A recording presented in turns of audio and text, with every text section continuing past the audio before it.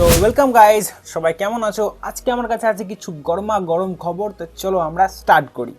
মোটো G57 launch হতে চলেছে খুব তাড়াতাড়ি। আমরা ফ্লিপকার্টের উপর তার পোস্টারও দেখতে পেয়ে গেছি।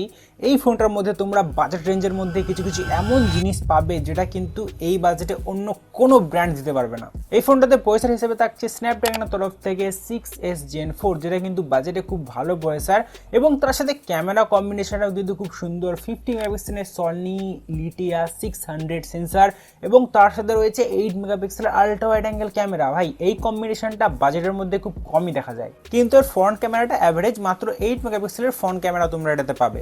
ডিসপ্লে হিসেবে থাকছে একটা 120 হার্জের FHD প্লাস ডিসপ্লে। এখানে কিন্তু অ্যামোলেড না, তোমরা IPS LCD ডিসপ্লে পাবে, যার পিক ব্রাইটনেস হচ্ছে 1050 নিটস।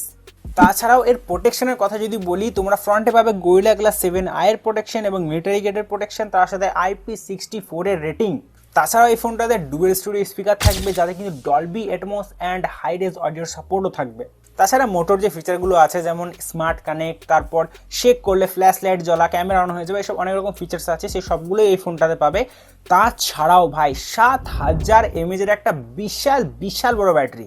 এই ফোনটা যদি আন্ডার 15,000 লঞ্চ হয়ে যায়, তাহলে ভাই মার্কেটের মধ্যে কিন্তু এই combination, specially camera, battery and performance, total overall কিন্তু একটা দারুণ ফোন হতে চলেছে। কিন্তু হ্যাঁ, অ্যামোলেড ডিসপ্লেটা দিতে পারতো, এটাই একটা এর ড্রব্যাক।